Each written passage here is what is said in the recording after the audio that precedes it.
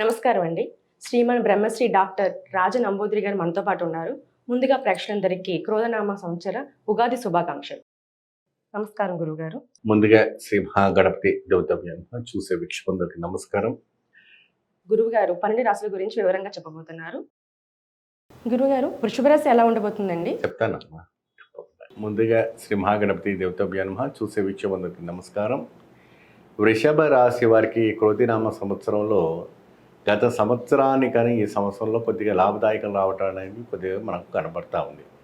గత సంవత్సరంలో బాధపడినటువంటి కొన్ని విషయాలు ఉండేటప్పటికీ అన్ని విషయాల్లో కూడాను కొద్దిగా ఈ సంవత్సరంలో కొద్దిగా మార్పు చేర్పులు రావటానికి కొద్దిగా మంచిగా జరగడం జరుగుతుంది. అదే రంగంగా సినీ రంగంలో ఉన్నవాళ్ళు కావచ్చు, మన ఉద్యోగ రంగంలో ఉన్నవాళ్ళు కావచ్చు, గవర్నమెంట్ ఉద్యోగానికి ప్రయత్నం చేసే వాళ్ళకు కావచ్చు, మరి కొత్తగా వివాహం చేసుకోవాలనుకున్న వాళ్ళకు కూడా మంచి ఒక అవకాశం రావడానికి కూడా మంచి అవకాశాలు ఉన్నాయి.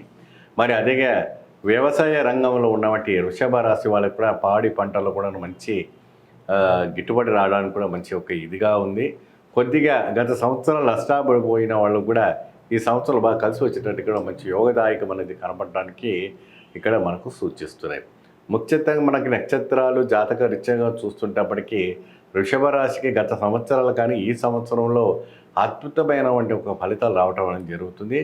వీసా పెట్టుకున్న వాళ్ళు కానీ విదేశాలు ప్రయాణం చేసే వాళ్ళకి కానీ చాలా మంచి అరుదైనటువంటి ఒక సంఘటన అనేది మనకు కనపడతా ఉంది. మంచిగా అనుకూలంగా ఉంటుంది.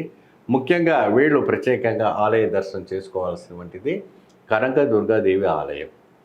ఆ కనకదుర్గాదేవి ఆలయంలో వెళ్ళి ప్రత్యేకంగా శ్రీచక్రానికి కుంకుమార్చన ప్రతి మంగళవారం రోజున ఈ యొక్క వృషభ రాశి వాళ్ళ స్త్రీ కానీ పురుషు కానీ ఎవరైతే ఉన్నారో ప్రత్యేకంగా ఆ రావుగారులో వెళ్ళి ఆ శ్రీచక్రానికి ఉన్నటువంటి కుంకుమార్చన చేసి ప్రతిరోజు కూడా నుదుట్లో నాగసింధూరాన్ని ధరించుకునేటట్టయితే మాత్రాన 2024 నుంచి 2025 సంవత్సరాల వరకు మహా అద్భుతమైన ఫలితాలు రావటం జరుగుతుంది.